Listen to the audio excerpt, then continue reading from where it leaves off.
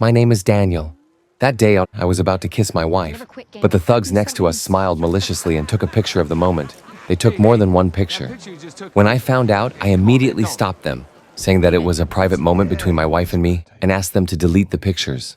Unexpectedly, the thugs refused. I walked over to ask for an explanation, but as soon as I approached, the thug provocatively posted it on social media. My wife told me not to stoop to their level. I just glared at them angrily. Is there a tough guy in there, Dan? I knew my wife wanted me to retaliate, but I ultimately held back, because I had my own reasons. My wife must have been utterly disappointed in me. After returning home, I kept rinsing my body with cold water, hoping to calm myself down through this method. But when I lay down on the bed, the humiliating scene from earlier kept replaying in my mind.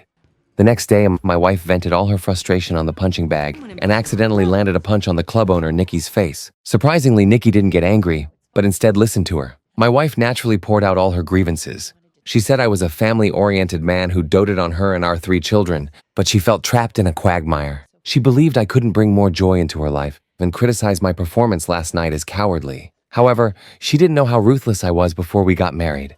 Over the past 18 years, I've supported our entire family by selling used cars, balancing the need to earn money with the responsibility of caring for my family. Yesterday, I had planned to spend our 18th wedding anniversary with my wife, but unexpectedly, a group of thugs ruined the mood. However, I didn't know that even worse things were about to happen. The next day, I took my youngest son to the supermarket to buy diapers, but as soon as I opened the refrigerator door, a man walked toward me. I immediately realized what was happening. In the next second, the man began to attack me. I tried to negotiate with the man, asking him to let me put the child down first, but the man wouldn't listen to me, even though I was holding a small child.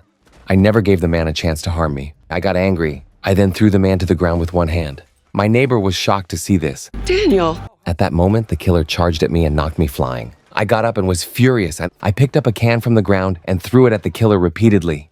When the time was right, I kicked the killer hard. The neighbors were completely stunned. Under my fierce attack, the killer fainted. Then I calmly picked up the diaper from the ground and walked out of the supermarket under the stunned gaze of the cashier. Then I drove home at 200 miles per second. When I got out of the car, my neighbors were also puzzled, but I didn't care about that. After entering the house, I quickly scraped off a small metal plate from the white wall of the staircase with a knife. After pressing a mechanism button, the whiteboard on the staircase suddenly popped open, and I pulled out a large black bag that had been sealed for 18 years. Inside were several handguns and many passports from other countries. But when I opened the passports, I realized they had expired. There was no choice. I had to pull out 2 bags of cash from the hidden compartment and immediately call my old friend Nick, whom I hadn't been in touch with for years. Nick was surprised to hear my voice and curious why I was still alive. McCaffrey scorched the earth looking for you. Yep, looks like he's found me. But I didn't have time to explain. I needed Nick's help.